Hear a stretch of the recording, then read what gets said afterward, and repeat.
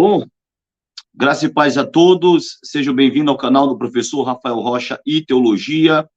No canal de hoje é a parte 2 do tema Arrebatamento de Israel. Eu fiz aí o primeiro vídeo, o vídeo parte 1, está no meu canal, e você se inscreva aí no nosso canal do professor Rafael Rocha, clique no sininho para receber as notificações, deixa seu like, faça seu comentário, compartilhe o link do nosso canal com o grupo de WhatsApp de debates teológicos. Aqui, se vocês observarem, eu tenho mais de 120 vídeos publicados no meu canal, entre entrevistas de pastores, judeus messiânicos, teólogos, das mais variadas vertentes, da mais alta envergadura, do mais alto cabedal, e hoje não será diferente nessa nossa segunda parte sobre o tema Arrebatamento de Israel. E hoje eu tenho a felicidade de ter, professores aí, que a gente tem um carinho, tem um respeito e tem uma consideração. Mas, bom, pessoal, vocês viram que no meu primeiro vídeo eu fiz uma exposição acadêmica, citei o Rabino Rashi, citei o texto hebraico, do ponto de vista gramatical. Depois eu coloquei o comentário do Rabino Rashi. Depois eu coloquei o comentário do Midrash, acerca dos textos em questão, que foi exposto no primeiro vídeo. E eu embasei o fundamento do arrebatamento de Israel, não só do ponto de vista linguístico, gramatical, mas do ponto de vista rabínico e obras de judeus ortodoxos, obras clássicas do Midrash, do Talmud. A gente vai citar outras obras hoje. Bom, pessoal, hoje já está conosco aqui o produtor desta obra aqui. Ele é chamado de Ravi Mauré Melo, produziu Judaísmo e Messianismo pela Fonte Editorial. É uma obra robusta, volumosa, tem praticamente aqui 900 e, deixa eu ver aqui, 1.004 páginas, é uma obra de 1.004 páginas, é uma obra robusta, e também junto com a publicação da obra dele, a mesma editora e publicou esta outra obra aqui, que é a obra também de Ezra Ben-Or, Judaísmo e Escatologia também, nas leituras dos nazarenos, da editora, beleza? Então, a gente tem aqui estas obras, Deu uma congelada aqui, eu acho que a questão de internet está congelando, mas a gente está aqui com força total na nossa live de hoje. Já vou apresentar aqui o Ravi Moremelo, vou colocá-lo aqui, depois eu vou adicionar o outro professor que vai estar conosco na live de hoje, beleza? Ele já está conosco, e vamos adicionar primeiro aqui o Ravi para falar um pouco sobre esta questão, beleza? Vou só colocar aqui para ficar mais... Isso. Beleza. Shalom, Ravi Moremelo, seja bem-vindo ao canal do professor Rafael Rocha e Teologia, E é um canal que tem como intuito levar a verdade, é um canal de cunho acadêmico, a gente, claro, não somente afirma coisas sem embasamento, porque eu há muito tempo descobri em estudos acadêmicos que nada se dá no vazio. E eu queria que você falasse um pouco sobre essa sua obra robusta de 1.004 páginas, uma obra que tem sido maravilhosa, inclusive eu tenho falado um pouco, sobre a sua obra no primeiro vídeo, coloquei lá a questão do arrebatamento, que está aqui, ó, o arrebatamento e o judaísmo, e eu queria que você falasse sobre a questão dessa obra e também sobre a sua percepção investigativa que está aqui contida nesta obra sobre o arrebatamento de Israel. Seja bem-vindo. Ok. Shalom, pastor. Shalom a todos os que estão ouvindo, assistindo, participando aqui da live. É um prazer estar aqui junto com vocês. Muito obrigado pela oportunidade. Eu me chamo Rav Moreno Melo, sou o presidente e fundador da Associação Judaica do Judeu de Caruaru, aqui em Pernambuco. E não sei se está captando, mas aqui na rua está passando... Moro no apartamento, e na rua está passando caminhões. Não sei se vai atrapalhar muito.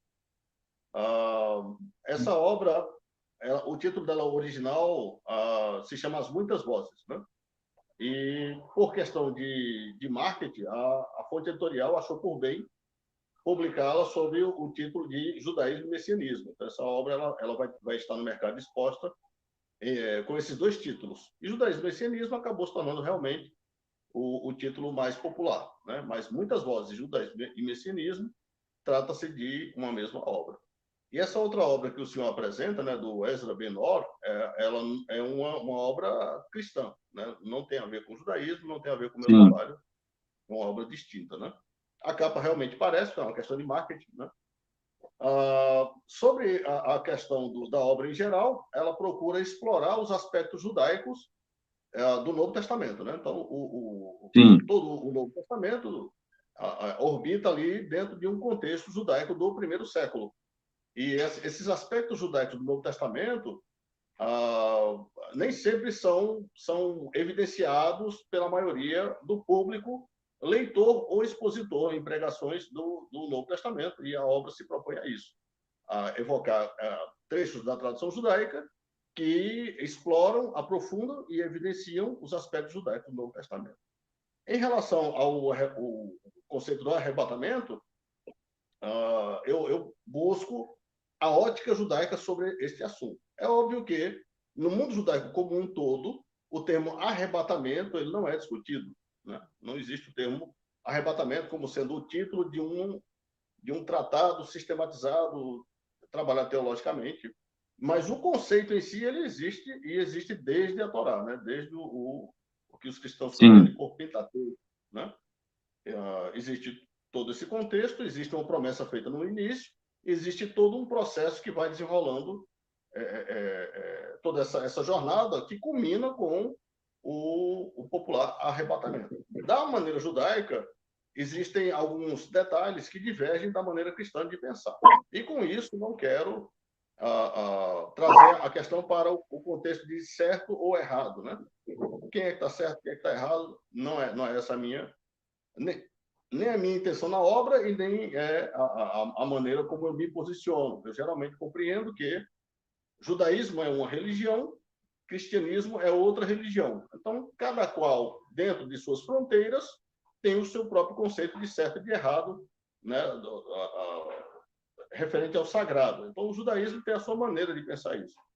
E, no mundo judaico, o que viria a ser o arrebatamento tem início primeiro com a dispersão do povo judeu, né? O Eterno, o Santo de Israel, ele vai afirmar que se o povo judeu desvia-se de seus caminhos, se eles não seguirem a proposta ali dada no Sinai, obviamente isso iria acarretar algumas consequências. E dentro dessas consequências seria a dispersão do povo judeu. Isso vai estar lá em Deuteronômio 4:27, mais especificamente, né? Todavia, esse tema você vai ver ali sendo trabalhado antes desse trecho de Deuteronômio e na Escritura Sagrada como um todo. Você vai ver várias vezes o Eterno recorrendo a esse tema. Então, a dispersão é o começo de tudo.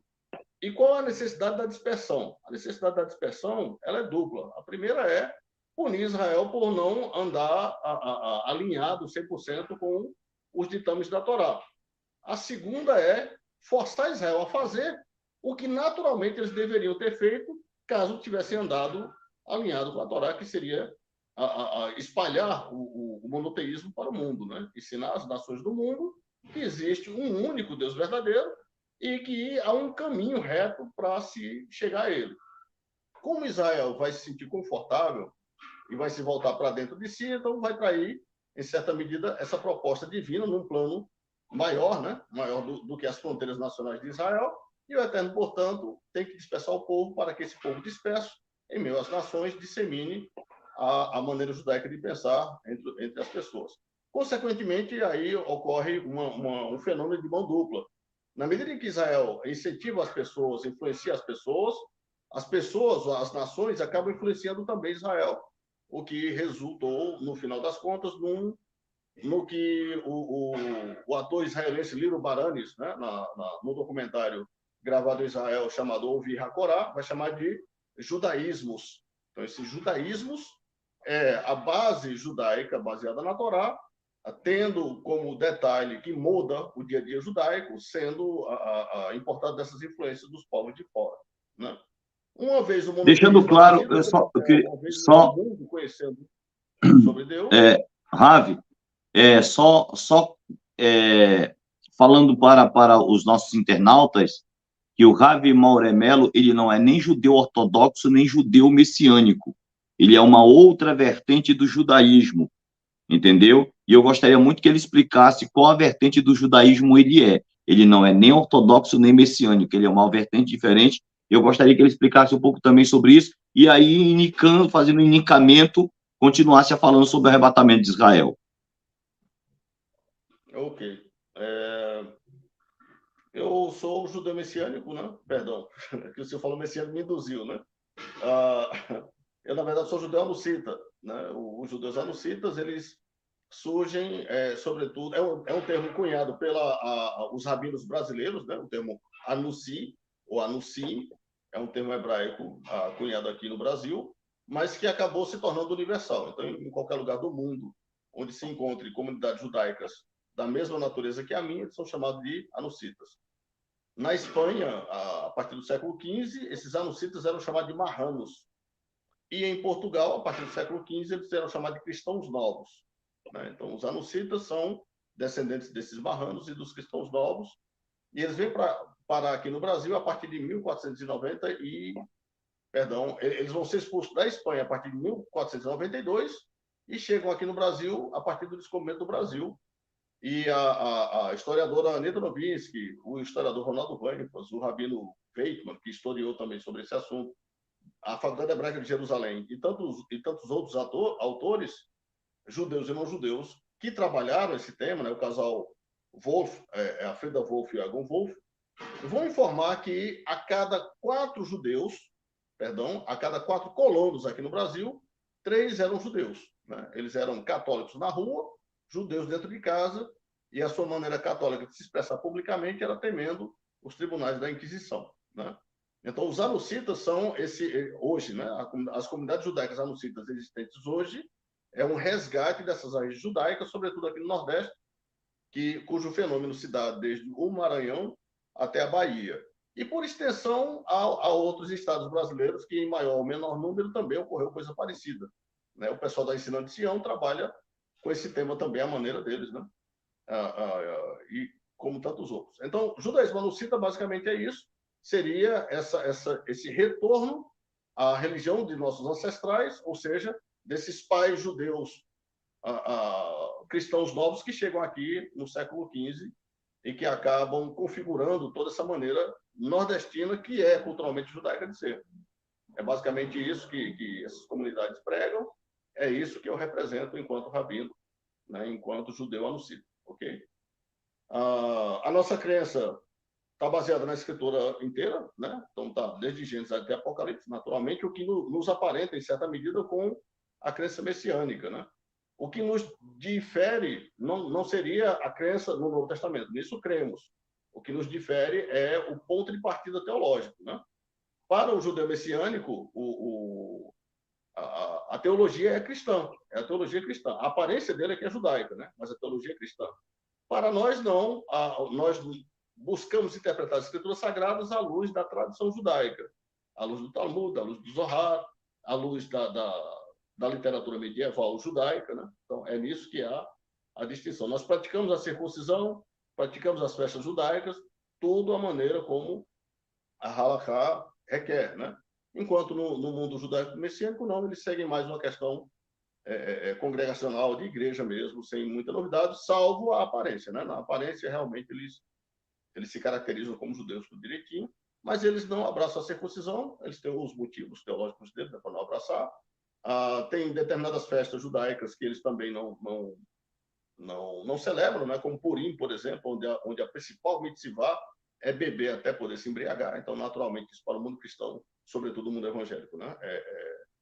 É algo muito tenso, né? E eu compreendo. Né?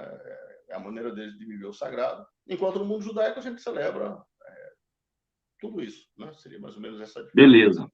Voltando para a questão do arrebatamento, então a gente viu que a dispersão ela tem um propósito e é o ponto de partida para que mais tarde o arrebatamento possa ser uma necessidade. E em Deuteronômio 30, 34, a gente encontra Deus lá prometendo ao povo judeu que após dispersá-los entre os povos, vai agora milagrosamente trazê-los de volta. Então, lá na Torá, né, no Sefer Devarim, Na Torá você tem a promessa divina de dispersão dos povos, dos judeus entre os povos, e tem a promessa divina de trazer o povo milagrosamente de volta.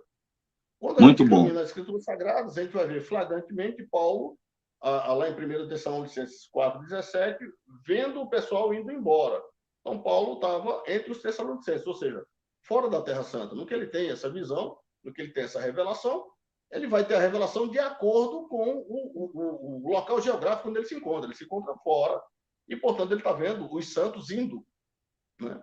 Enquanto Isaías, que antes dele vai ter uma visão sobre este assunto, né? Então, em Isaías 68, ele vai ter a visão, uma vez que ele está dentro da Terra Santa, alocado geograficamente para onde esses que Paulo viu indo, para onde eles vão parar, onde eles vão chegar, é na Terra Santa, portanto, Isaías os viu chegando, né? E o profeta Zacarias viu tanto o Messias quanto esse povo que Isaías viu chegando, não somente chegando, mas pisando na Terra Santa. Pisando na Terra Santa, e a gente vai ver isso lá sendo comprovado em Mateus 25:31, né? Rabi Yeshua também promete, Jesus promete que isso vai acontecer. Em Atos 1:11, os mensageiros de Deus olham para os discípulos e dizem assim: olha, varões e irmãos, por que vocês estão olhando para o céu? Esse mesmo Jesus que vocês viram ir, da mesma maneira vocês o verão voltar, né? Então, ele foi embora a partir do Monte das Oliveiras e, obviamente, ele vai voltar para o Monte das Oliveiras. Isso porque, sendo ele o Messias, ele é o verdadeiro governador, o verdadeiro rei da terra de Israel. E o reino, como está lá no Pai Nosso, né, há de se estabelecer aqui na terra. Essa é a crença quando você rastreia a lógica judaica sobre isso, né? O reino se estabelecerá aqui na terra e, consequentemente, tudo se conclui por aqui. E a gente tem essa conclusão a partir lá em Apocalipse, no capítulo 5, versículo 9 e 10, onde fala que o Messias é o único digno de abrir o livro, romper os selos.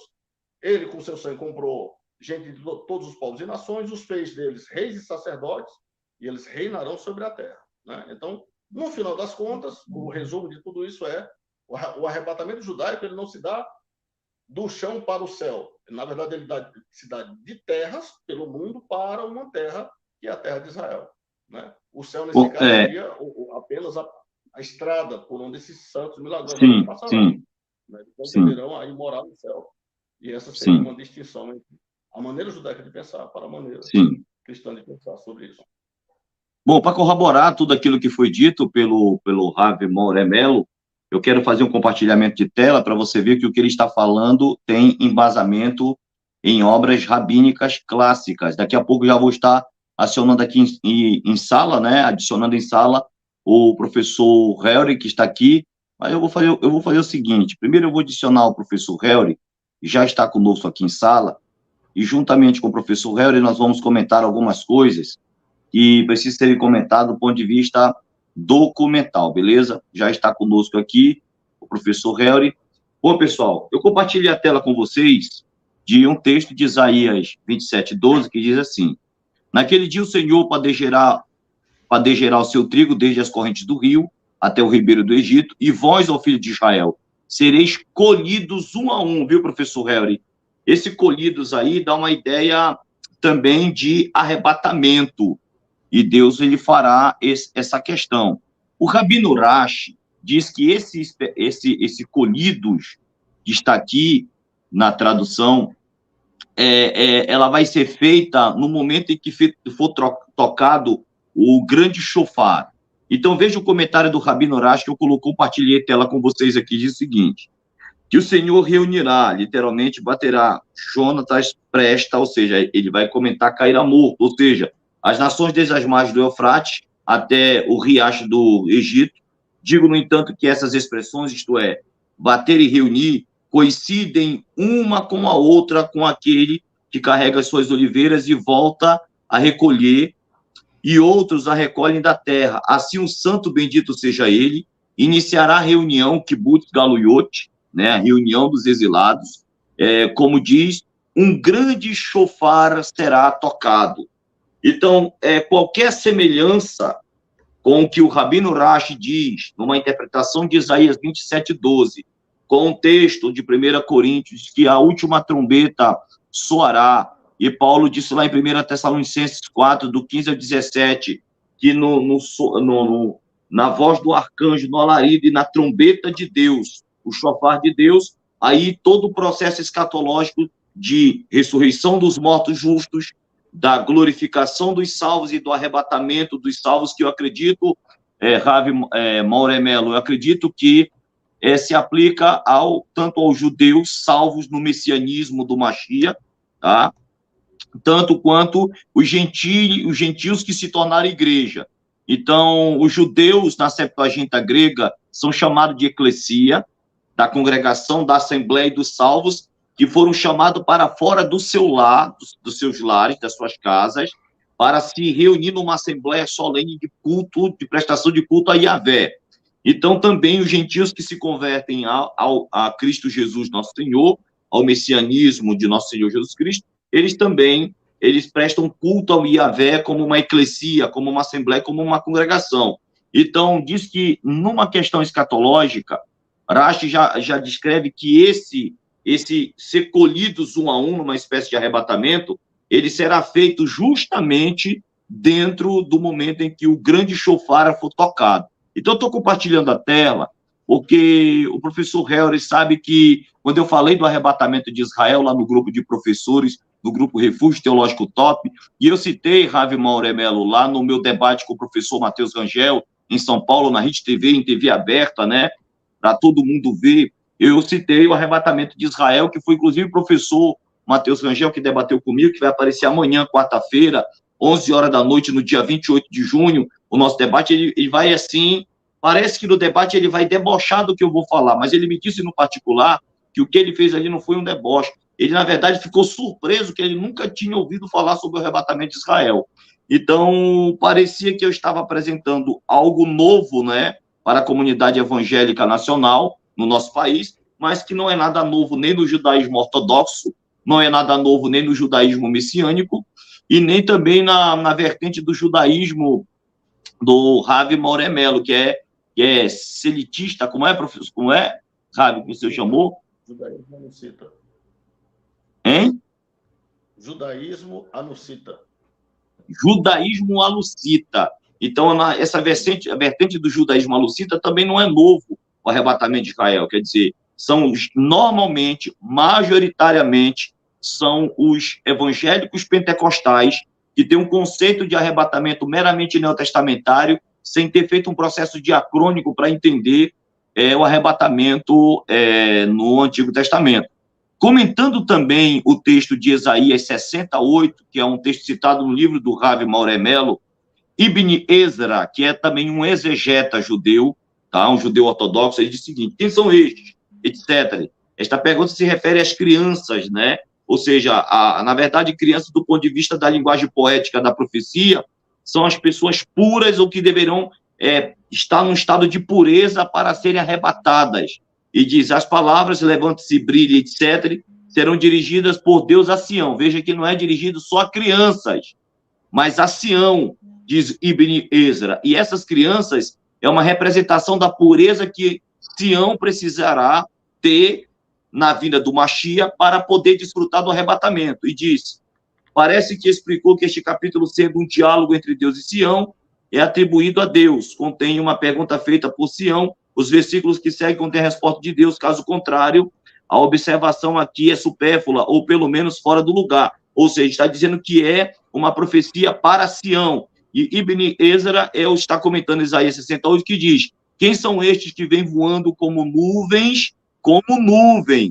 Olha aí, nos ares, viu, aí, professor Helry, voando como nuvens e como pombas às suas janelas, e outras traduções, como pombas a seu pombal.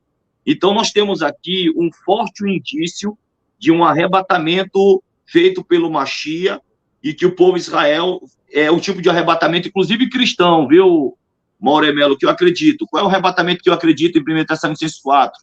Que os cristãos salvos, na vinda do Mashiach, na vinda de Jesus, serão arrebatados ao encontro dele nos ares, para que Cristo possa entrar com eles no milênio. Então, eu não acredito nesse arrebatamento que vai levar para o céu, tá? Na verdade, a segunda carta de Pedro vai dizer que a promessa não é para ir para o céu, onde os mortos em Cristo já estavam, que eu chamo na minha linguagem de velho céu. Não. O arrebatamento vai ser para que a igreja entre com Cristo no milênio, governe com Cristo durante 1000 anos, reorganizando todas as coisas até que entre no Olam Rabá, no mundo futuro, na era eterna, que eu acredito ser o novo céu e uma nova terra de Apocalipse 21.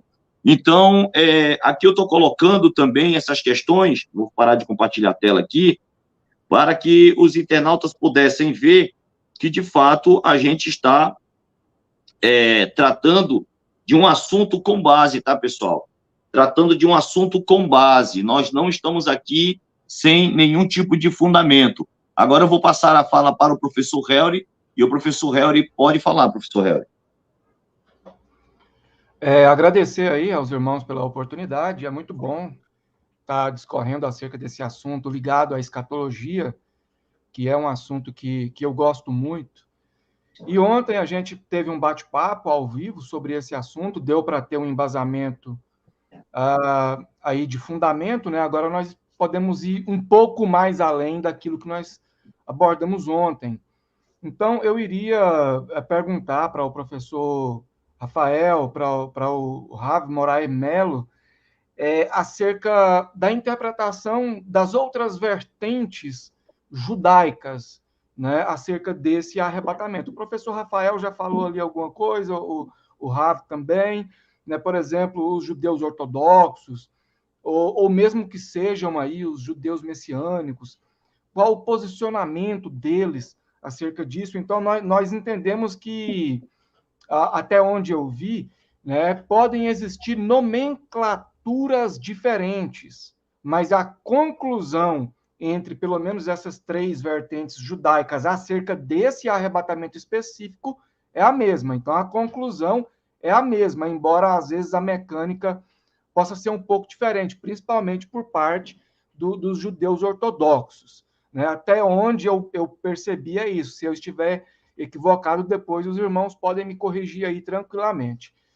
Outra coisa, nós entendemos, então, a partir dessas explicações, que o arrebatamento de 1 Tessalonicenses, capítulo 4, no versículo 17, onde nós temos ali a palavra grega harpazô, né, é o mesmo arrebatamento de Deuteronômio, que está sendo classificado aqui como sendo o arrebatamento de Israel. Nesse caso, o arrebatamento da igreja, que nós cristãos classificamos como sendo o arrebatamento da igreja, é o mesmo arrebatamento que antes do Novo Testamento ter sido escrito, já era crido pelos judeus, ok? Até aí a gente tem aí uma concordância, às vezes com algumas palavras diferentes, mas a mesma conclusão. E uma questão que eu acho interessante é que esse arrebatamento, ele poderia ser chamado arrebatamento, depois o professor Rafael e o Rafa que respondam isso aí, esse arrebatamento poderia ser chamado de o arrebatamento do Israel de Deus, ou do Israel espiritual, porque em Gálatas o apóstolo Paulo fala, né, do Israel espiritual, algo nesse sentido, né, que comporta aí os judeus e os gentios. Então eu queria saber, primeiramente, se a gente poderia chamar esse arrebatamento de Israel como sendo o arrebatamento desse Israel espiritual, o qual o apóstolo Paulo menciona em Gálatas, porque sendo o apóstolo Paulo judeu, né, se eu não me engano, da tribo de Benjamim, ele já deveria ter ciência desse evento vindouro. Né? Então, eu gostaria de saber primeiramente isso. E, para finalizar aqui a minha exposição, queria saber também se esse arrebatamento, ele, aliás, de fato, ao que tudo indica, né, ele anula de vez a tese pré-tribulacionista, né, onde coloca um arrebatamento antes da grande tribulação, coloca os israelitas judeus sofrendo durante a grande tribulação, e talvez se eles fossem acreditar nesse arrebatamento de Israel, teria que ser um arrebatamento depois da grande tribulação só para os israelitas. No caso, teríamos 2 arrebatamentos. Então, a primeira questão é essa. O apóstolo Paulo já tinha ciência disso, então nós podemos chamar esse arrebatamento de o arrebatamento do Israel espiritual. E a segunda questão é essa. Esse arrebatamento, então, de fato, aniquila de vez a tese pré-tribulacionista. Agradeço. Bom, eu vou dar o meu parecer, aí eu passo a bola, né, o bastão, para o Ravi Moremelo prosseguir dentro da linha do judaísmo em que ele serve o Eterno. Bom, veja que Israel passará pelo que é chamado de angústia de Jacó. Ele não escapará desse evento escatológico. No entanto, todos os textos citados acerca do próprio Israel que passará pela angústia de Jacó, que em linguagem cristã ele passará pelo que é chamado de grande tribulação, o arrebatamento de Israel só pode, dentro da perspectiva do Midrash, que fala que é um evento escatológico futuro, só poderá ser arrebatado, baseado no texto de Deuteronômio 34, após a angústia de Jacó, e não antes. É por isso que eu sou pós-tribulacionista, porque Israel é um povo de Deus, que obviamente, inclusive a gente fala sobre Romanos 10, diz que todo Israel será salvo. Lá em Apocalipse diz que 12 mil de cada uma das 12 tribos de Israel, 144 mil serão salvos. Então, nós estamos falando sobre a salvação do povo de Israel, que só pode ser feita no registro do Apocalipse pelo Messias, pelo sangue de nosso Senhor Jesus Cristo, numa linguagem mais cristã, por assim dizer. Então, veja que os 12 mil de cada tribo não vão ser salvos porque meramente praticaram a justiça segundo a lei, mas o Apocalipse diz que esses 144 mil serão salvos pelo sacrifício, pelo sangue vicário, eles serão um selo, o selo do Cordeiro. Então, eles terão a marca dos salvos, dos marcados pelo seu Messias. Então, a gente percebe, pessoal, o seguinte, e no meu ponto de vista isso está claro como água. Infelizmente, o pré-tribulacionismo ele não se sustenta porque ele não procurou entender a profundidade do arrebatamento que se origina no povo de Israel. Paulo não trouxe revelação nova nenhuma sobre o arrebatamento. O arrebatamento, na verdade, já era um conceito judaico antigo. E que você percebe isso, como eu já citei, nas obras do Talmud, nas obras do Midrash, nas obras clássicas, antigas, mais antigas do que os comentários do Rabino Rashi, muito mais antiga. Nós estamos falando do Midrash, nós estamos falando do Talmud, nós estamos falando do texto hebraico bíblico, que deixa claro que esse conceito de arrebatamento de Israel já era compreendido. Como eu havia falado na live anterior, o que não era muito bem compreendido era como esse arrebatamento seria feito. Obviamente que seria feito por Deus, mas como essas pessoas arrebatadas, elas iriam ao encontro. Paulo disse lá em 1 Coríntios 15, vos digo o mistério que não tinha sido revelado no texto hebraico do Taná, mas que seria revelado pela igreja. Paulo diz, vos digo o mistério, nem todos dormiremos, mas transformados seremos todos, ou seja, haverá a glorificação dos corpos dos arrebatados. Essa, sim, é uma revelação progressiva que foi dada na Brit Hadashah, então, ou no Novo Testamento, por assim dizer. Então, para mim, é uma unidade, viu, Ravi Moremelo e professor Helry? Para mim, no meu ponto de vista, há uma unidade tremenda entre o antigo, por assim dizer, antigo pacto e o novo pacto, né? A antiga e nova aliança, que para mim é uma unidade só do ponto de vista bíblico. Não existe contradição na Bíblia, não existe incongruência na Bíblia, não existe nenhum tipo de pensamento escatológico, sistemático na Bíblia em que possa patinar entre que existe dois arrebatamentos diferentes. Não. O Mashiach que irá arrebatar em 1 Tessalonicenses 4,17, a igreja é o mesmo Mashiach que vai arrebatar o povo de Israel. E aí me perguntaram numa live anterior, dizendo o seguinte, mas os judeus não acreditam no Mashiach. Quem disse isso? O fato de, daquele dado momento histórico, eles não terem reconhecido o nosso Jesus como seu Messias, não significa, de fato, que eles não creem no Messias. Eles creem no Messias, eles estão esperando o Messias vir em glória. Ou seja, o nosso Jesus que morreu, foi ressuscitado ao terceiro dia, assunto aos céus, voltará em glória. O nosso mesmo Cristo é o mesmo Messias dos judeus. Então, o mesmo arrebatamento que será feito pelo Messias cristão em 1 Tessalonicenses 4,17 é o mesmo Messias que irá arrebatar os judeus lá em Deuteronômio 34, Ezequiel 37, 21, Isaías 68, Isaías 27, né, como eu coloquei o texto aqui, Isaías 27, 12, Então, para mim, está muito claro, viu, professor Harry? Isso aqui é a minha posição. Agora, eu vou colocar aqui, né, vou passar o bastão para discorrer dentro da vertente judaica do Rev Moremelo, né, do Rav, para que ele possa, de fato, falar sobre o posicionamento. O meu, nas minhas investigações bíblicas, né, linguísticas, do ponto de vista do hebraico, das fontes rabínicas e da minha construção teológica, para mim, não existe o pré-tribulacionismo, ele não se sustenta, Ou tá? seja, tudo Infelizmente, dar-se-á. fico triste, eu fico triste por quem, mas cada um no seu cada qual, beleza? Nesse caso aí, para o senhor, todo esse evento dar-se-á na parousia única. Sim, Ah, olha que o internauta acabou de entender o que a gente está expondo aqui. O professor Railson Furtado, ele é da Assembleia de Deus, tá? Ele é da Assembleia de Deus, uma igreja majoritariamente pré-tribulacionista. Olha o que ele acabou de dizer. Acho que as provas acadêmicas mostradas pelo professor Rafael já são bem contundentes. Mas eu quero deixar agora a pergunta que o professor Helry fez. Eu vou passar agora o bastão para o Ravi Moremelo, porque ele vai discorrer sobre esse assunto, beleza? ok. Como o áudio estava muito baixo quando o professor estava falando, eu posso ter compreendido a questão errada, então vou tentar repassar. Se eu não me engano, o senhor me perguntou como é que as outras vertentes judaicas compreendem a questão do arrebatamento. Não foi isso? Sim. Muito bem. Então, vamos responder essa primeira questão. Bom, eu quando passei rapidamente pelo conceito, né, eu apresentei ali 2 trechos de Deuteronômio, Tessalonicenses, Isaías, Zacarias e Mateus e Atos ali. Basta que se extraia esses versículos do Novo Testamento e o restante do material fica lá sustentado por qualquer vertente, ok?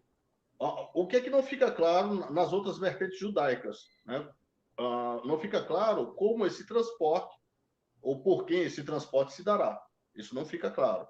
Mas o que fica claro é que o Eterno dispersará o povo de Israel como dispersou, e o Eterno prometeu nos resgatar milagrosamente e voltar para a Terra Santa. Isso toda a vertente judaica concorda. Discordamos, ou seja porque não entendemos os detalhes, ou porque não há um consenso sobre quem há de fazer esse transporte milagroso, né? Nisso há assim, uma discordância de movimento judaico para movimento judaico. Por exemplo, quando o moderno Estado de Israel surgiu, né, compreendeu-se que aquele resgate dos judeus etíopes, né, que foi feito de avião, seria um cumprimento desse trecho de Isaías, onde Isaías diz quem são esses que vêm voando como pombas às suas janelas. Né? Isso porque, na mentalidade judaica, ashkenazi, em sua maioria, tem exceções, obviamente, né? Eles acreditam que as escrituras sagradas falam de uma maneira metafísica, mas isso deve ser compreendido como uma espécie de metáfora para ser empregada num contexto natural. Algum evento natural ocorre onde essas metáforas podem ser encaixadas, né? Então, por exemplo, para os judeus do moderno Estado de Israel, sobretudo a Ashkenazi, acredita que esse arrebatamento do povo judeu, ou seja, esse retorno prometido por Deus do povo disperso e voltando para a Terra Santa se deu em 48, no nascimento do moderno Estado de Israel. Ok? Essa é uma opinião de uma minoria, mas é uma opinião existente. Só para você ter uma ideia de que, sim, o conceito de arrebatamento é aceito e compreendido por todas as comunidades judaicas, discordamos nos detalhes de como isso há de acontecer. Espero ter respondido essa primeira questão. Rafa, só para fazer uma observação, se o meu baixo o áudio áudio estiver para mim, ruim, viu? por favor, me avisem.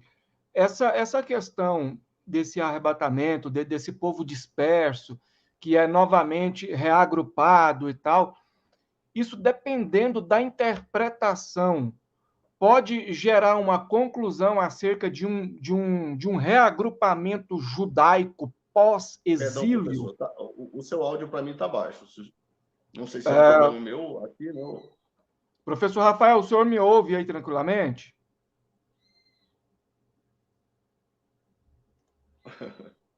Perfeito, mas vamos tentar. Por favor, reformule novamente. Vocês estão me ouvindo aí, professor Rafael?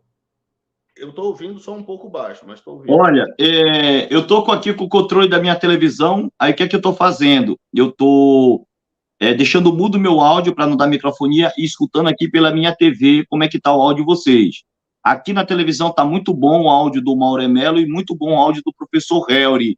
E aqui, para mim, aqui na live, a voz do Javi Mauremelo está saindo um pouco mais baixa do que a do professor Helry, mas está muito audível. Eu consigo ouvir tranquilamente. O internauta disse aqui o seguinte, olha aqui que eu vou colocar, olha o comentário dele aí.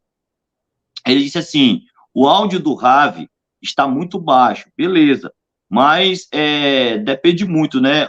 Aí ele disse, o mesmo disse assim o seguinte, tá?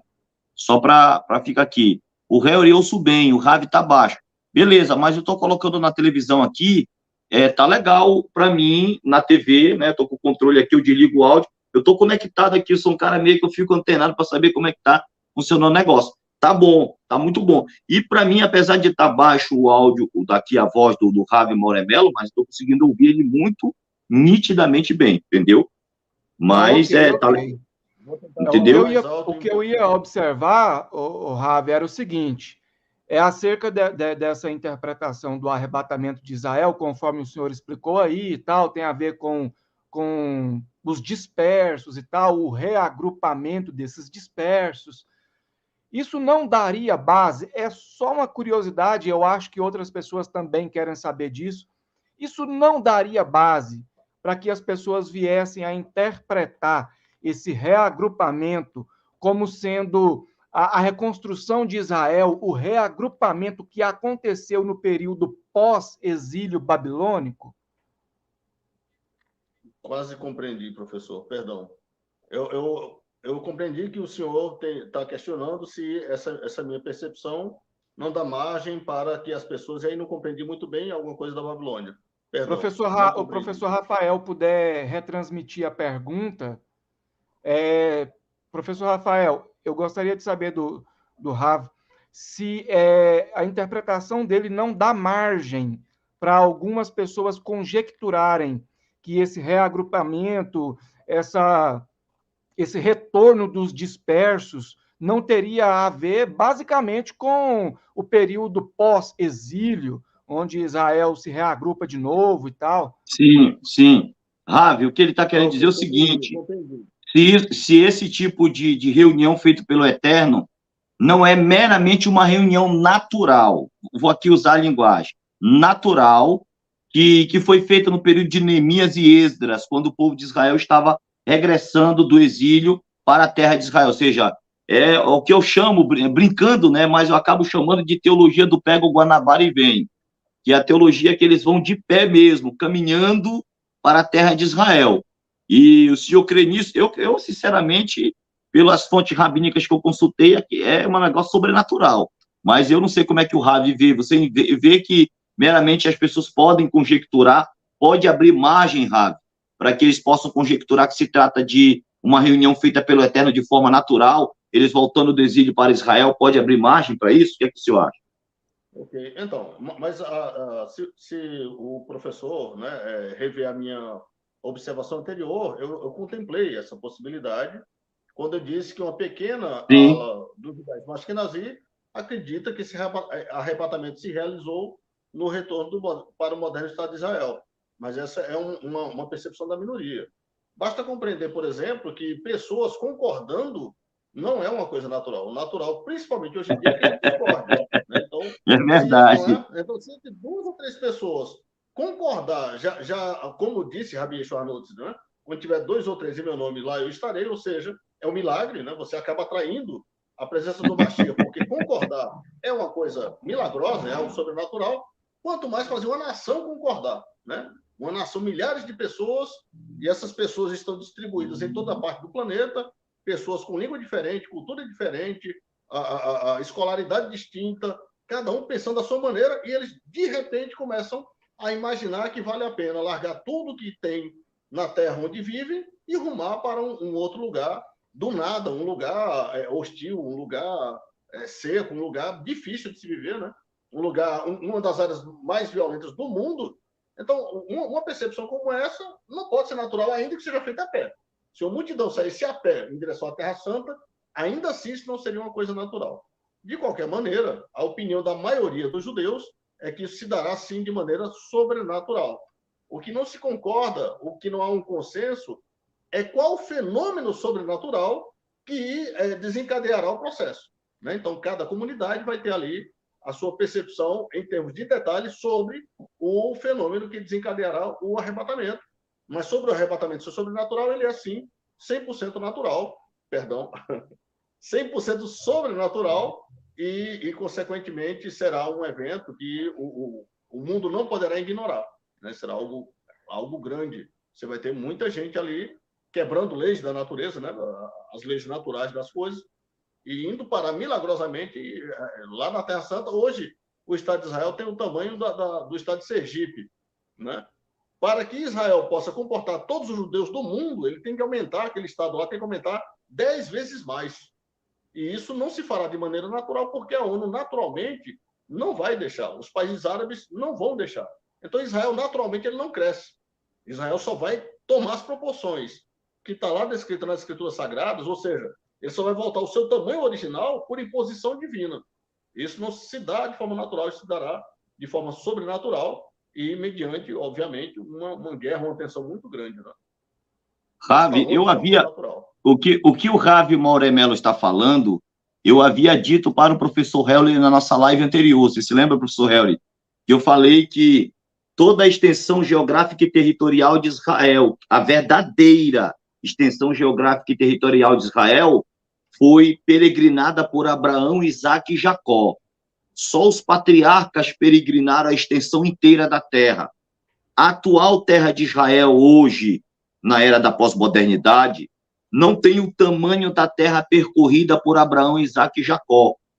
E por isso que eu falei, se pegar hoje a atual terra de Israel e chamar os judeus que estão nos Estados Unidos, na Espanha, na Alemanha, os milhões de judeus espalhados pelo mundo, e tentar trazê-lo demograficamente para dentro do território de Israel, primeiro que o território não vai comportar, não tem como os milhões de judeus dentro da atual estrutura geográfica e territorial de Israel. Na vinda do Mashiach, essa expansão territorial de Israel irá ser atingida na sua totalidade. A conquista do Mashiach para implantar o seu reino milenar será a conquista total do Mashiach do território percorrido por Abraão, Isaque e Jacó para cumprir o milênio. E por isso que, para mim, professor Harry, isso tem que ser, essa reunião do Kibbutz Galuyot, a reunião dos exilados, que será feita através do arrebatamento do Eterno, só pode ser de forma sobrenatural. Eu vou corroborar aqui, mais uma vez, eu vou corroborar aqui o que eu estou afirmando, e eu gostaria de fazer, vou fazer aqui mais um compartilhamento de tela, porque só para corroborar o que já foi dito, não faz mal poder colocar aqui o que já havia sido colocado, mas para título de memorização, né? Eu já havia colocado aqui anteriormente, deixa eu só, olha aqui, ó, cadê? O material está aqui. Vou procurar aqui na biblioteca. Já havia colocado o comentário do Rabino Rashi, entendeu? O comentário de Rashi sobre essa questão. O próprio Rashi, que é um dos mais célebres e respeitados comentaristas, ele chega a afirmar que esse tipo de arrebatamento, ele vai ser uma coisa tão extraordinária que eu vou colocar aqui, ó, vou colocar em tela, beleza? O comentário de Rashi, eu vou só ampliar, porque o que eu colocar para vocês aqui, tudo que eu postar no meu canal, pessoal, para os meus internautas, eu tenho em livro, tá? Eu faço questão de comprar essas obras físicas, ter esse material na mão, aí eu bato a foto, bato o print e mando aqui para os nossos internautas, beleza? Aí ele faz aqui o texto hebraico, como eu já havia colocado na live anterior, beleza? Esse aqui é o texto hebraico, que o Rabino Rashi vai comentar, beleza? Eu pego aqui nessa parte de vermelho, em Rien da Rahabet Serra Shamai, Mishan e Kabet Serra Adonai Elohei Raul Mishan e Carreira, que é essa parte aqui que está toda circulada de vermelho, e Carreira. Aí ele vai comentar, mas eu vou colocar aqui a tradução também, a tradução que foi feita aqui nesse comentário, que está no verso 4. Deixa eu só colocar um pouquinho mais para cima, vamos lá, ele vai comentar, beleza? Isso aqui é um comentarista, professor Harry, mais respeitado pela comunidade de Israel, entendeu? Por exemplo, para que alguém faça aí um curso de rabinato em Israel, em Jerusalém, o cara tem que estudar os comentários do Rabino Urash. O Rav Mauré Melo sabe disso. O cara que vai estudar, ele tem que ter aí, tem que passar pelas tradições de ensino do Rabino Urash. Mesmo que seus exilados estivessem nas montanhas alçadas e as extremidades dos céus, Hashem, seu Deus, reunirá você dali. Agora, reunirá da onde? Você se lembra a pergunta que foi feita, professor Harry, na última live? Esse arrebatamento é da onde?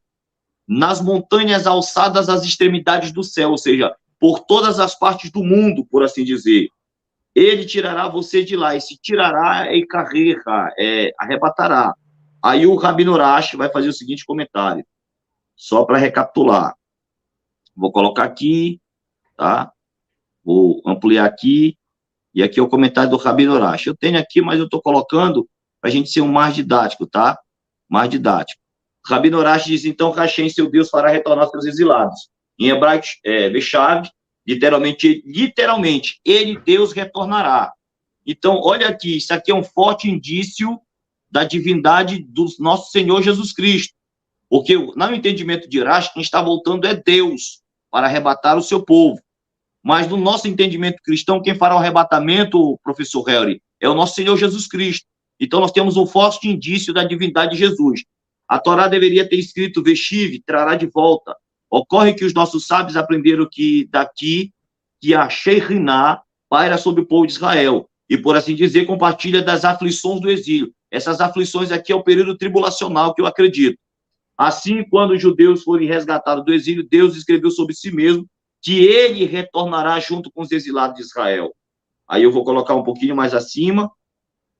É aqui que o bicho pega para mim, pessoal. Eu vou ampliar aqui para ficar bem legível. Outra lição que pode ser aprendida, dos pontos. E aqui que eu quero entrar, que é por isso que com o comentário de Urash, que é um judeu ortodoxo, tá? Ele diz o seguinte, o dia que os exilados de Israel serão reunidos será tão monumental e tão complexo que será como se o próprio Deus literalmente pegasse cada indivíduo com suas próprias mãos para tirá-los do Egito, ou seja, para fazer a reunião do Kibbutz Galuyot, né? Então, veja bem, não tem como, até mesmo os judeus sérios como Rabino Urash acredita que esse será uma reunião tão monumental, será um fenômeno tão complexo, que será como se o próprio Deus literalmente pegasse cada indivíduo com suas próprias mãos para tirá-lo do exílio. Então, para mim, não, apesar, professor Harry, como o Rav Mauré Melo apresentou, que pode sim judeus interpretarem que o que Deuteronômio 34 está falando é a volta do exílio do cativeiro babilônico, e eu concordo com o Rav, porque não existe unanimidade nem no judaísmo, nem no cristianismo. Então, isso é uma desonestidade intelectual ou uma infantilidade intelectual, achar que existe uma unanimidade, nem no cristianismo não existe unanimidade, quanto mais no judaísmo, existem muitas correntes, muitas vertentes de interpretação, mas todo judeu sério, ortodoxo, vai ter que passar pelos ensinamentos aqui de Urash. Então, para mim,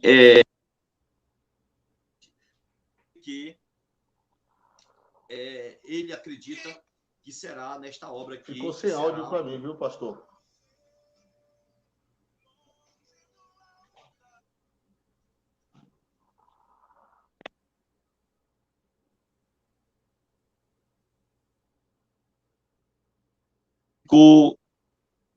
Acabaram me ligando aqui, pessoal. Ficou mudo o meu áudio aí? Ficou legal? Tá legal o meu áudio? Tá todo mundo me ouvindo? Perfeito. Estão conseguindo me ouvir? Beleza? Sim. Então, é isso aí. Então, pessoal, quando eles ligam para a gente aqui, aí acaba cortando o áudio, a gente fica... Mas esse é o meu posicionamento, entendeu, professor Harry? Ravi, pode falar, eu quero passar aí o bastão para vocês. Fique à vontade. O bom é que... Não, mas o áudio do senhor cortou bem no finalzinho, mas a explicação a gente ouviu ela toda, na íntegra. O bom dessas explicações é porque quando se fala desse tipo de arrebatamento, Pessoas, principalmente pessoas que defendem a linha pré-tribulacionista, dispensacionalista. Eu já defendi essa linha, já estudei, já até ensinei isso, né? Já examinei o dispensacionalismo clássico, o revisado, o progressivo, então eu entendo a mecânica, né? E muitas pessoas que defendem essa linha, elas logo conjecturam: então vocês estão defendendo 2 arrebatamentos? Não, não são 2 arrebatamentos.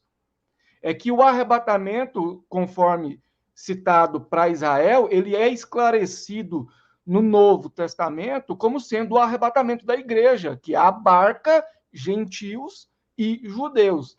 Então, nesse caso, não existem 2 arrebatamentos. Né? 2 arrebatamentos teríamos se houvesse um arrebatamento antes da grande tribulação. Aí teria que ter um outro na parousia, que é a vinda visível. Né? Então, resumidamente falando, é isso. Né? Eu queria ouvir mais aí acerca do Rav, dentro dessa. Rav, o senhor está escutando aí o meu áudio dessa vez? Sim, sim. Está saindo bom aí? Não, ok, então. Está escutando. Tá baixo, mas eu aproximei um pouco mais, tá melhor.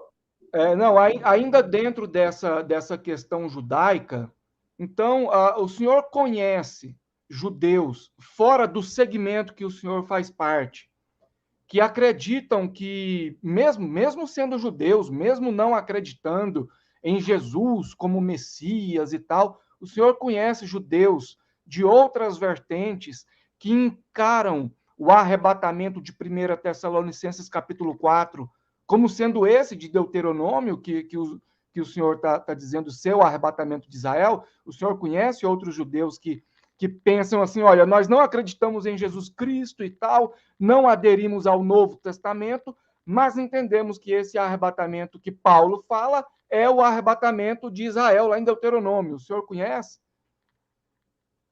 Ok. Olha, vamos lá, vamos tentar compreender. Veja só. Todos os conceitos judaicos, eles são concebidos pelos sábios no Talmud. Né? Então, a partir do Talmud é que se dá início às discussões. E, geralmente, isso se dá por pressupostos.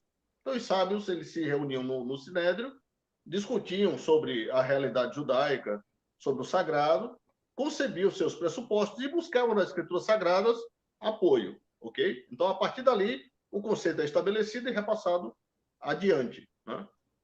A crença ou não no Novo Testamento, ela não anula o conceito. Então, o fato do judeu, por exemplo, acreditar no arrebatamento não obriga ele a acreditar no Novo Testamento. O fato, por exemplo, dele acreditar no Novo Testamento e desconhecer as bases na Torá do arrebatamento não muda a narrativa do arrebatamento. Entende? Então, o conceito ele é estabelecido e ele só é amparado por tanta literatura quanto possível para tentar o assunto, para tentar deixar o assunto construído, bem embasado. E aí, obviamente, cada movimento judaico vai amparar o seu pressuposto baseado na literatura que acredita. Então, obviamente, se alguém consultou Paulo para embasar o arrebatamento, é porque ele acredita no Novo Testamento. Se ele não acredita no Novo Testamento, ele não vai amparar com Paulo de maneira nenhuma. Né? É mais ou menos assim que funciona. Por exemplo, nós temos os judeus cabalistas. Os judeus cabalistas, eles não recorrem ao Talmud para embasar alguma ideia. Eles se fecham no Zohar. Os judeus talmudistas não recorrem ao Zohar para fechar algum conceito. Eles se fecham no Talmud. Entende? Então, mesmo entre judeus que não abraçam o Novo Testamento, existe uma exclusão ou inclusão de literatura sagrada, a depender do movimento que determinada comunidade professa. Percebe? Então, o importante não é em que livro o conceito está embasado. O importante é saber que, universalmente, existem conceitos que são aceitos e trabalhados por todo Israel. Essa é a parte mais importante. Ou seja, essas comunidades que discordam, todavia, acabam testemunhando na mesma coisa. Isso só dá mais peso e veracidade ao conceito debatido, né? O senhor entendeu, professor Rafael? É que, às vezes, os pré-tribulacionistas, claro, com todo respeito, eles podem pensar que os senhores estão falando de 2 arrebatamentos. Ou, às vezes... Não, para mim, é um arrebatamento só. Nas minhas pesquisas, nas minhas investigações, o arrebatamento de Israel será praticamente o mesmo arrebatamento da igreja, entendeu? Então, não tem como querer criar 2 arrebatamentos. Um pré-tribulacional só para a igreja. Ah, não, porque o conceito pré-tribulação é o seguinte: a igreja não passará pela grande tribulação, ou seja, a igreja será arrebatada antes da grande tribulação, enquanto o povo de Israel, que para mim, olha, essa doutrina pré-tribulacionista, ela está me cheirando uma doutrinazinha antissemita, tá? É antissemita. É como se o povo judeu tivesse que pagar pelo fato de que não creram em Cristo como Salvador, mas nem Deus se vinga do povo judeu dessa forma, porque no final Romanos 10 diz que todo Israel será salvo. Nem Deus tanto assim o seu povo para que não salve o seu próprio povo no período da vinda do seu Messias. Quer dizer, é uma doutrina, professor Helry, que não tem pé nem cabeça. Sinto muito, não quero que os meus amigos pré-tribulacionistas, que eu tenho um bocado de amigo pré-tribulacionista, fiquem magoados comigo, chateado, achando que eu estou depreciando, que eu não estou longe de mim, mas é dizer para mim que 2 mais 2 é 5. 2 mais 2 para mim nunca será 5, é 4. Isso não é coerente nem com a lógica, nem com a razão. Então, pessoal, existe uma coisa chamada verdade absoluta, e a verdade absoluta, ela não se contradiz, ela se confirma num estado de unidade plena. Então, crer que haverá 2 arrebatamentos, um para a igreja e outro para o povo de Israel, no mínimo, não ter estudado seriamente os textos, tanto do texto hebraico, né, quanto do texto... a questão, eu vou colocar aqui um comentário do Ravi Rich. Olha esse comentário dele aqui. Eu vou compartilhar uma tela, mais uma vez, vou fazer aqui meu compartilhamento de tela, porque eu tive que pegar aqui de um site, e site sério, né? Vou até botar o site aqui para vocês verem, e aqui eu fiz aqui o processo de tradução, beleza? Peguei desse site aqui, ó. Cadê? Deixa eu pegar aqui, beleza. Vou compartilhar aqui. Olha que diz um outro rabino. Sabe o que é o maior problema, professor Helry? É que tudo que eu afirmo eu tenho base, entendeu? Esse é o aborrecimento de muitos com relação à minha pessoa. Tirado desse site aqui, sobre o comentário de Deuteronômio 34, eu fiz aqui a seguinte tradução do comentário do rabino. Eu queria até saber como é que eu faço para aumentar aqui a letra, professor Helry. Deixa eu ver se consigo aumentar. Pensa no cara ruim de formato. O zoom, né? Tem um zoom. Ampliar. Beleza. Exibir. Ampliar. Vou tentar ampliar aqui. Deixa eu ver aqui. Zoom. Ampliar. Ixi, até eu ampliar aqui vai ser muita coisa. Beleza. Mas eu estou tentando ampliar aqui. Eu quero mostrar para vocês, entendeu? Tive que traduzir, colocar aqui no bloco de notas aqui essa tradução do site que eu tirei, entendeu? Porque se eu não traduzir aqui, a galera não vai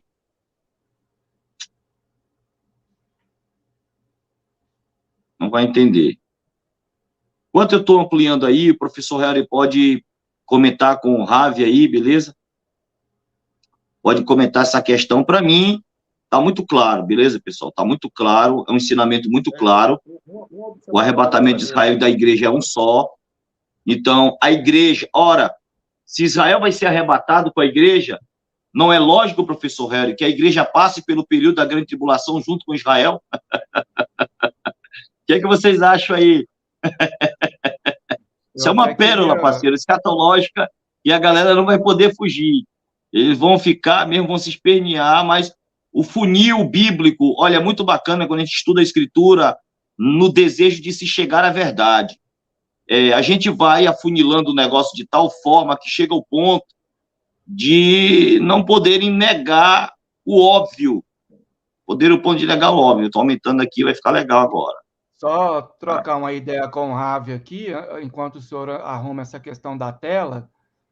Por exemplo, em Apocalipse 13, se eu não me engano, lá no versículo 7, 8 ali, vai falar dos santos, né, que são perseguidos. E grande parte dos cristãos, principalmente cristãos dispensacionalistas, dentro da linha escatológica, acreditam que esses santos são exclusivamente judeus, israelitas, que estão sendo perseguidos, que estão sendo açoitados, vivendo flagelos, para que eles, então, a partir dessa tribulação, dessa angústia, venham a reconhecer Jesus como Messias, o mesmo Jesus que eles crucificaram, que eles mandaram crucificar, né? Só que na Bíblia, no Novo Testamento, claro, nós temos, por exemplo, 1 Coríntios, capítulo 1, versículo 2, onde o apóstolo Paulo chama os crentes da igreja gentílica de santos. 2 Coríntios, capítulo 1, versículo 1, Efésios 1, versículo 1, Filipenses 1, versículo 1, Colossenses 1, versículo 6, versículo 26, perdão.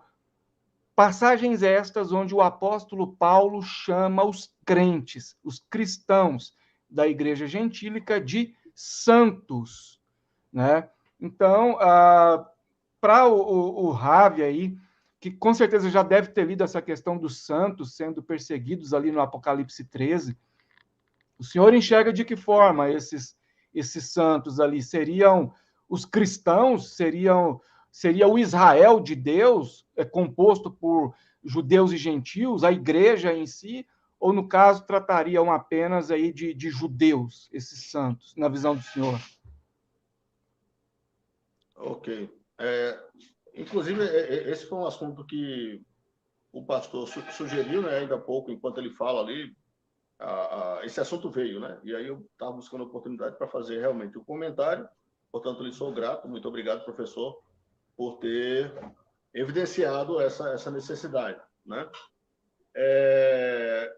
Veja, como sempre, existem dois mundos, né? O mundo judaico e o mundo cristão, e cada qual trabalhará o mesmo tema de maneira distinta. E a necessidade de se buscar Jesus é de uma maneira para o cristão e de outra maneira para o judeu, e eu vou explicar, né? A tradição judaica nos ensina que o povo judeu passará sempre por dificuldade, sofrerá ali a hostilidade dos povos, haverá tempo em que prospera junto com os povos, haverá tempo que os povos perseguem. Então, o sossego só se dará realmente quando o povo estiver de volta na Terra Santa, né? Como é o tema principal da nossa conversa. Todavia, não existe uma necessidade de se aceitar Jesus como Salvador para merecer ir para a Terra Santa. Essa necessidade ela não existe. Então, obviamente, pensar que o judeu só poderá participar do arrebatamento se aceitar Jesus, para o mundo judaico isso não faz o menor sentido. Qual é a função, qual é a necessidade de se aceitar Jesus no mundo judaico? Já que a tradição judaica afirma que o senhor, né, vocês citaram Paulo, né? Todo Israel será salvo, e a tradição judaica confirma a mesma coisa, né? Lá diz que todo o povo judeu é justo e o Eterno reservou para eles o Olam Rabá, o mundo vindouro. A necessidade, portanto, de se aceitar Jesus para o judeu não tem a ver com a salvação, tem a ver com a hierarquia que se estabelecerá no outro mundo, ok? Isso mais ou menos se relaciona com aquela questão lá do jovem rico, que eu ouço muito as pessoas trabalharem esse texto. Todo mundo tá familiarizado com o assunto, né, do jovem rico? Mestre, o que faço para adquirir a vida eterna, né? E aí, no grosso da história, o que é que todo mundo conclui? Que o jovem rico tinha muitos bens, se entristeceu quando foi pedido para ele vender os bens, dar aos pobres e seguir o mestre, né? Ele vai se entristecer e vai embora. O que é que o jovem rico perde com isso? Para a opinião cristã, ele perdeu a salvação. Para a opinião judaica, não, né? Para a opinião judaica, ele não perde a salvação. A gente vai entender o que é que ele perde. Rabi Yeshua HaNotzri, o Jesus Cristo, né? Ele vai dizer para o jovem rico, né? Quando ele pergunta, o que faço para herdar a vida eterna? Ele diz, olha, cumpra os mandamentos. Então, de acordo com Rabi Yeshua HaNotzri, de acordo com Jesus Cristo, o que garantiria para aquele jovem rico a vida eterna não era segui-lo, era que ele cumprisse os mandamentos. E o jovem rico disse, olha, isso eu faço desde a minha mocidade. E há uma dessas versões, porque essa conversa ocorre em mais de um evangelho, onde diz Jesus o amou por causa disso, indicando que o jovem rico estava falando a verdade. Ele realmente cumpria os mandamentos desde a mocidade. Na sequência, então, o Rabi Yeshua diz assim, olha, mas se tu queres ser perfeito, agora sim, vende tudo o que tem, dá aos pobres e segue-me. O texto diz que ele tinha muitas coisas, se entristeceu e foi embora, porque ele não queria ser perfeito, ele queria herdar a vida eterna. Ele já tinha conseguido herdar a vida eterna. Ele perdeu o quê? A perfeição. E o que seria essa perfeição? Na sequência do mesmo texto, a gente vai descobrir isso, porque o que fachalia, o apóstolo Pedro vai levantar a mão e vai dizer assim, olha, e nós que deixamos tudo por tua causa, o que haveremos de ganhar? Ou seja, nós que fizemos isso que o jovem rico não quis fazer, o que haveremos de ganhar? Já que a vida eterna é só seguir os mandamentos, e tanto ele quanto nós temos a vida eterna. O que ele perdeu, portanto, foi a perfeição. Essa perfeição é o quê? Aí Rabi Yeshua conclui dizendo, quando da regeneração de todas as coisas, o Filho do Homem viesse sentar em seu trono e em glória, vós vos assentareis em 12 tronos e julgareis, está lá no texto, né, que equivale a governar, as 12 tribos de Israel. Ou seja, todo Israel será salvo. Todavia, esse estabelecimento nesse lugar perfeito que é o Olam Rabá se dará por hierarquia. Haverá a camada judaica que servirá e a camada judaica que ordenará a esses serviçais. E um líder sobre o outro. No topo dessa cadeia hierárquica se encontra o Mashiach, logo abaixo dele, os 12 apóstolos, e assim sucessivamente. Né? Portanto, a necessidade do judeu de aceitar Jesus como Salvador não tem a ver com a salvação, tem a ver com a hierarquia, ele subir de cargo, por assim dizer, nessa nova maneira de administrar a sociedade israelense. Esse é o contexto ali do jovem rico, e é assim que se percebe, mesmo no mundo judaico, né? Ainda que se tire o Novo Testamento da discussão, os movimentos judaicos que têm um determinado Mashiach identificado, distinto do Novo Testamento, seguem essa mesma narrativa, porque é a única possível de ser rastreada nas Escrituras Sagradas. Não tem a ver com salvação, tem a ver com se tornar um braço direito, um administrador do rei em seu reino. Essa é a percepção. Só por comparação, basta lembrar, por exemplo, que quando o Eterno, o Santo Bendito seja, ele ungiu Davi como rei, antes de Davi reinar, ele foi perseguido como marginal. Perdão. E um grupo de judeus também à margem da sociedade israelense o acompanhou.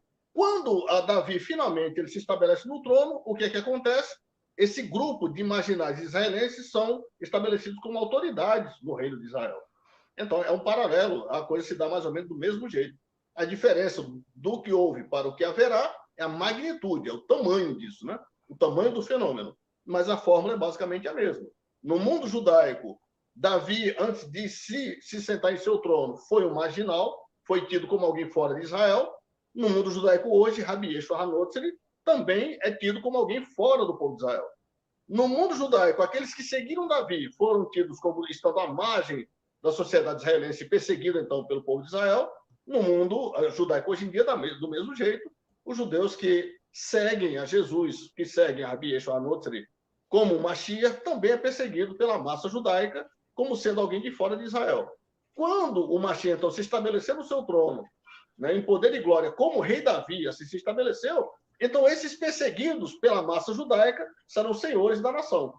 Essa é a fórmula, é assim que se pensa esse assunto. Ok? Espero ter contribuído. Muito bom, professor Rafael.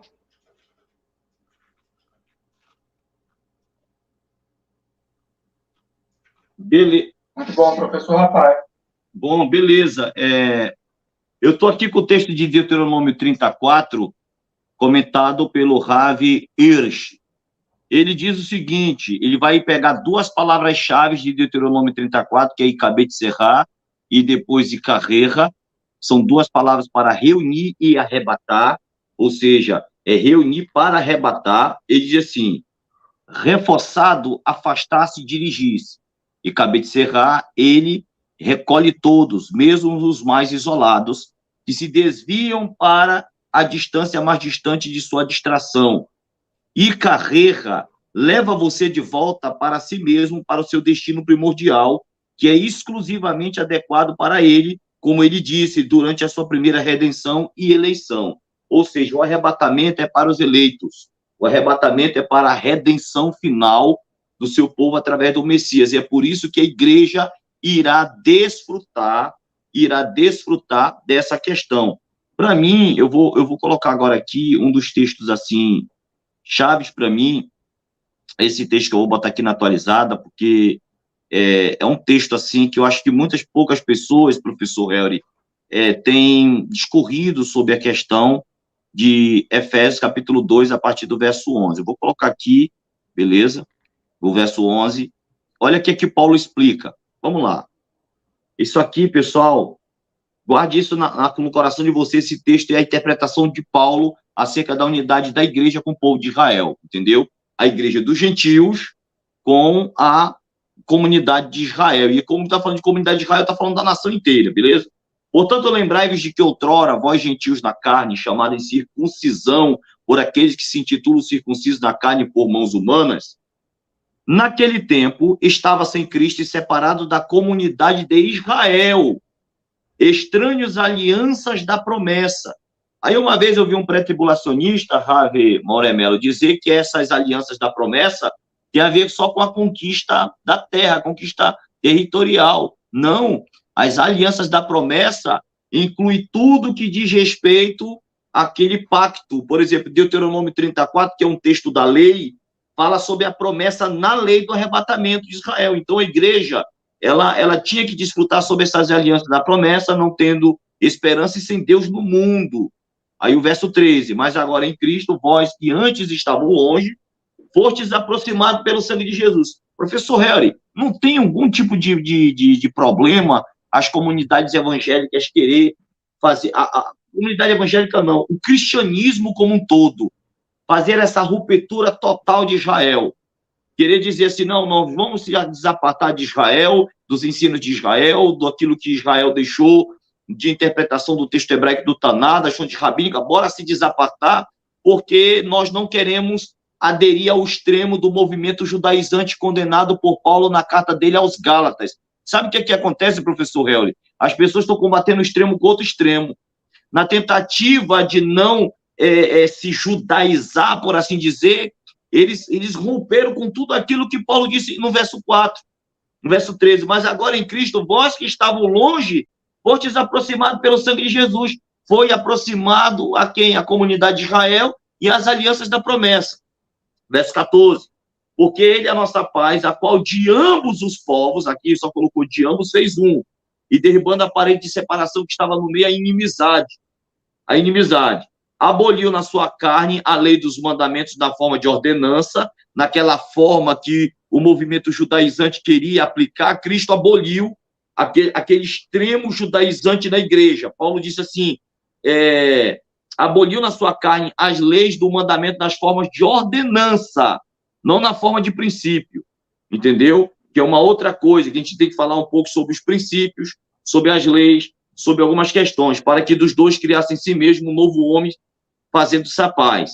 Aí ele diz no verso 16, reconcilia-se ambos, ou seja, ambos os povos, judeus e gentios, em um só corpo com Deus, por intermédio da cruz, destruindo por ela a inimizade. E vindo, evangelizou a paz a vós outros que estavam longe, e a paz também aos que estavam perto. Porque por ele, ambos os povos, temos acesso a um Pai e um Espírito. Então, para mim, parando de compartilhar aqui a tela aqui, para mim, professor Helry, o cristianismo como um todo tentou combater um extremo com outro, tentou combater um extremo com outro. Tipo assim, a gente não vai aderir ao extremo do movimento judaizante, mas a gente vai fazer o seguinte, a gente vai, deixa eu só colocar aqui para ficar mais legal, aí aqui a gente fica mais perto um do outro, beleza? E com isso, entendeu?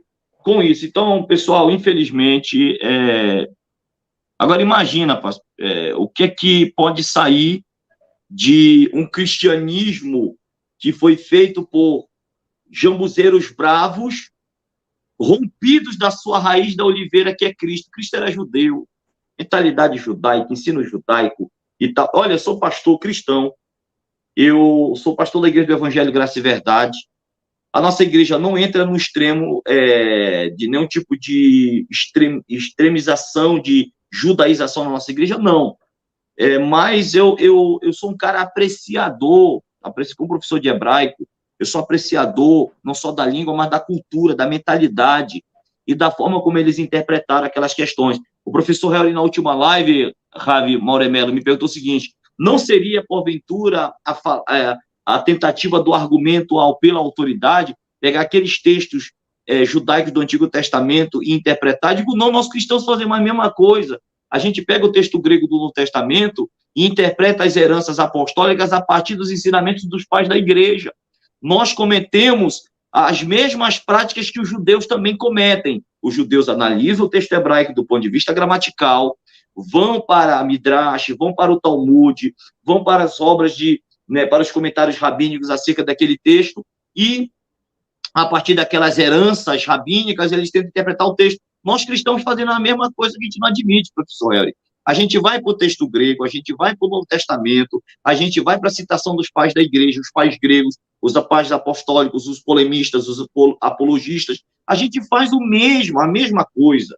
O problema é que a gente não quer admitir que a gente tem as mesmas práticas que o povo judeu tem, e o que a gente acabou se rompendo da raiz, entendeu? O arrebatamento da igreja tem a raiz, professor Harry, no arrebatamento de Israel. A gente rompeu com esse ensinamento.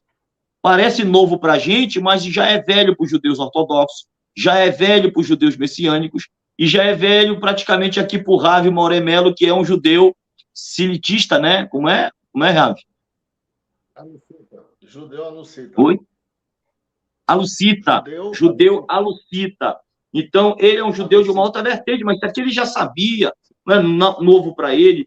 E quando eu confesso, professor Harry, quando eu comecei a estudar, digo, peraí, que história é essa, arrebatamento de Israel? Rapaz, o meu botão vermelho acionou. Ora, se o povo de Israel é um povo que vai passar pelo processo tribulacional chamado angústia de Jacó e vai ter o seu arrebatamento após esse período tribulacional, tem algum tipo de problema, porque eu fui analisar as fontes e descobri que quem vai fazer esse arrebatamento é Deus na pessoa do seu Messias. Inclusive, o Targum de Onatan, que eu já coloquei aqui, né? Que o próprio arrebatamento será feito pelo Mashiach. Então, não tem como. Contra fatos não há argumento. Não existe dois arrebatamentos. A igreja dos gentios recebeu as mesmas promessas do arrebatamento que o povo de Israel recebeu. E a redenção que o povo de Israel, definitiva, vai receber, professor Harry, em Romanos 8, disse que toda a criação geme esperando a manifestação dos filhos de Deus. Mas a manifestação dos filhos de Deus só vai acontecer em Romanos 8 com a glorificação dos arrebatados, quer dizer, o homem ele é salvo da culpa do pecado, da consciência, ele é salvo do efeito do pecado na carne. Romanos 8 diz que o pecado não terá domínio mais sobre o vosso corpo mortal, porque não está mais debaixo da lei, mas debaixo da graça. E o próprio Romanos 8 diz que, por fim, nós seremos libertos da natureza do pecado, só com a vinda do Mashiach. E Israel não tinha esse entendimento de que, nesse arrebatamento, a nação de Israel, salva pelo messianismo, seriam glorificados. Então, é uma coisa assim, muito, muito interessante. Estou apaixonado por isso, entendeu? Fortaleceu o meu pós-tribulacionismo. Se eu já era pós-tribulacionista, agora estou no tutano, eu estou no osso, parceiro. Eu sou um pós-tribulacionista convicto por pesquisa, por estudo. Tentar me remover de uma convicção dessa é tentar praticamente estuprar meu entendimento contra tudo que eu estudei. É coisa que dá para rir. Tem coisa assim que a gente não quer, assim, falar com ar de galhofa, de deboche, nada. Mas tem que rir, porque não tem como. Olha, contra fatos, para mim, não há argumentos. É muita evidência para me voltar ao pré-tribulacionismo, entendeu? É complicado. Quem quiser voltar, fique à vontade. Tal como o senhor tinha dito aí anteriormente, o Rev Maurel também disse sobre a questão da unanimidade, né? Nós não vamos ter essa unanimidade no cristianismo, nós não vamos ter essa unanimidade no judaísmo, né? Então, mesmo, por exemplo, dentre os pós-tribulacionistas, que eu também sou, nós vamos ter divergências acerca da questão do milênio, por exemplo, outras mecânicas, mas essa de que o arrebatamento ele se dará após a grande tribulação, em algum momento após a grande tribulação, isso entre os pós-tribulacionistas é unânime, até mesmo porque somos pós, o próprio prefixo aí, né? Às vezes a gente encontra algumas pessoas que dizem assim, olha, então é fácil prever a data da segunda vinda de Cristo dentro do pós-tribulacionismo. É só contar 7 anos após a grande tribulação. Não, não é assim. O pós-tribulacionismo não diz que Jesus retorna imediatamente após 7 anos da grande tribulação ou após a grande tribulação. É só contar 7 anos a partir do momento que se inicia a grande tribulação. Não, nós entendemos que Jesus retorna depois da grande tribulação, mas não sabemos o dia e nem a hora, só sabemos que é depois. Em contrapartida, no pré, seria possível. Seria fácil, seria apenas contar 7 anos após o arrebatamento secreto. O arrebatamento secreto aconteceu hoje, o arrebatamento iminente, no caso, aconteceu hoje, conta-se 7 anos, teríamos a data exata da segunda vinda de Cristo, dentro daquilo que eles mesmos defendem com todo o respeito do mundo, claro.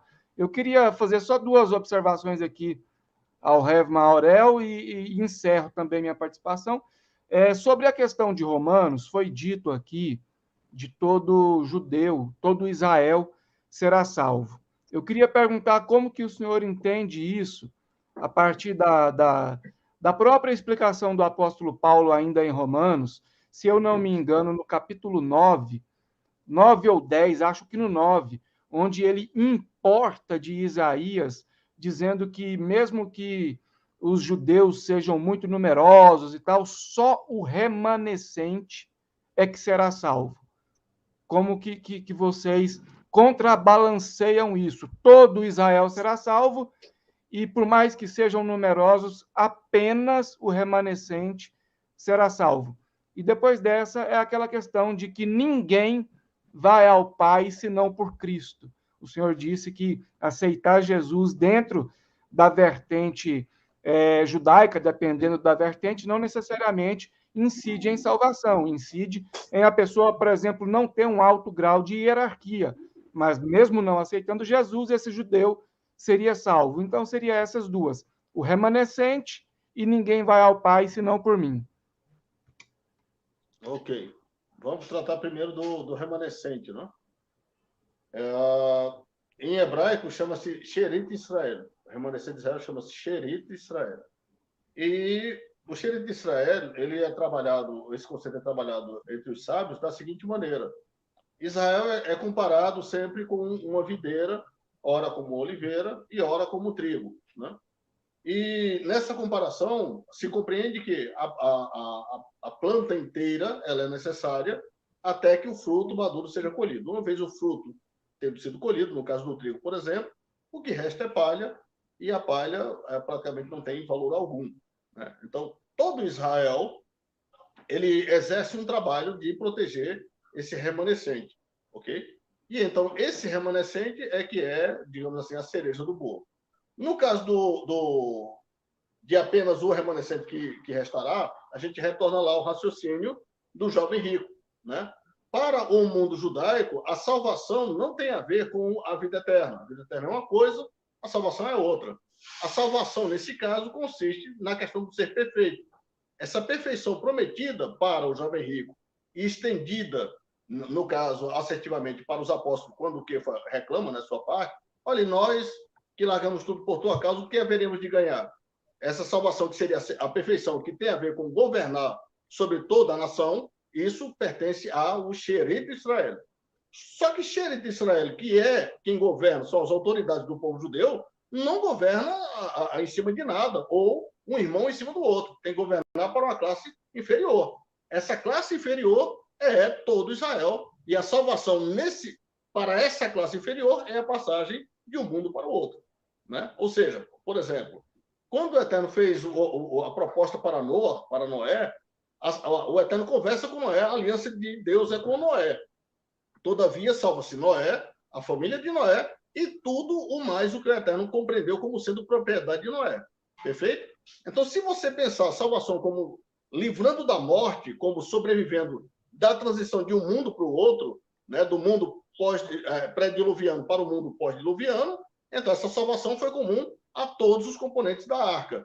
Mas se você compreender agora que existe alguém ali dentro da arca que é especial para Deus em comparação ao restante dos tripulantes da arca, Xerite Israel então estaria concentrado em Noé, enquanto o resto da família que Deus não tratou com eles e todo o restante do pessoal dos animais da arca que compõem o povoamento desse novo mundo pós-diluviano, esse aí entra no contexto de salvação do correr da morte, do viver eternamente, esse tipo de coisa. O governo, todavia, a autoridade desse mundo, a regência desse mundo, ficou apenas na mão de Noé. Então, compreenda Noé, como Xerite Israel, e todo o povo como sendo os tripulantes da arca, e o tipo fica bem equilibrado. Esse é mais ou menos o raciocínio que todo o judeu, quando trabalha esse tema, acaba ilustrando dessa maneira. Né? Beleza. Bom, pessoal, nesse dado momento, nós estamos dando fim à nossa live. Eu vou ter que sair para buscar os meus filhos na escola. Eu agradeço de verdade, de coração, o Rav Mauré Melo, produtor dessa obra robusta de 1.400 páginas. Rapaz, isso aqui deve ter dado uma dor de cabeça danada. Estou tentando escrever uma primeira minha, já está com 100 páginas escritas aí, é uma dor de cabeça tremenda, mas é um produtor de uma obra e a gente está falando com ele, ó, produtor dessa obra Judaísmo e Messianismo, beleza? Eu quero agradecer ao professor Helry, queria deixar o Helry fazer suas considerações finais e o professor, e depois o Rav Mauré Melo faz suas considerações finais. Eu quero agradecer a todos por essa live maravilhosa que foi feita hoje à tarde. Professor Helry, faça suas considerações. Amém, amém. Eu agradeço pela oportunidade e o pessoal que está assistindo agora ou que vai assistir depois, porque a live vai continuar armazenada, quiser se inscrever no meu canal, o nome do meu canal é Evangelho Underground, aqui no YouTube também. Aprendi muito e com certeza a gente ainda vai comentar muito sobre escatologia aqui no canal do professor Rafael, lá no meu canal. Espero que Deus continue abençoando aí cada um. Muito obrigado. Muito obrigado, professor, pela presença conosco. Foi muito legal. Ravi, fique à vontade, faça suas considerações. Perfeito, perfeito. Muito obrigado a você que acompanhou toda a live. Muito obrigado, pastor, pela oportunidade. Foi realmente muito enriquecedor para mim, tá? E espero que as minhas contribuições tenham trazido alguma luz para essas questões tão importantes, né, que permeiam a preocupação de toda pessoa que persegue a verdade através das Escrituras Sagradas, através do Evangelho, né, e que busca conectar-se com Deus de uma maneira indissolúvel, né? Então, que o Eterno bendito seja o seu nome, nos abençoe e nos guie cada vez mais adiante nesse caminho. Tá bom? Muito obrigado. Bom, meus amigos, muito obrigado. A live vai ficar aí no nosso canal. Se o Ravi quiser pegar aqui o vídeo, baixar e colocar no canal dele, tá liberado. Se o professor Helry também quiser pegar o vídeo e colocar no canal, tá liberado. Vamos compartilhar conhecimento, vamos compartilhar a verdade com aqueles que precisam descobrir a verdade, principalmente acerca da vida de Jesus. Talvez pessoas dizem, a questão escatológica não é tão interessante. Nós temos uma visão aí, uma salvação, só a salvação última, final e definitiva é com a vinda de Jesus. Então, a escatologia, para mim, ela é tão importante quanto todo o processo salvífico que Cristo nos entregou. Então, descartar isso infelizmente. E, pessoal, muito obrigado. Se inscreve no nosso canal aqui, dá uma força lá no canal do Rav Mauré Melo também. E olha aqui, João Silva está dizendo parabéns, professor Rafael, gostou muito do senhor, beleza. Parabéns a todos vocês que estão assistindo a nossa live. Inscreve aí no canal dos meus amigos. E tamo junto, pessoal. Até uma próxima live. Essa aqui vai ser a primeira, viu, Rav? Vai ser a primeira de muito que nós vamos fazer. E o professor Helry já sabe aí que já é prata da casa. Eu já estou convidando o Rav Mauré Melo, se ele puder, quer dizer, sempre que puder participar do grupo Refúgio Teológico Top. É um grupo de WhatsApp, Rav, mas só professor de alto cabedal. Não tem figurinha de meme lá.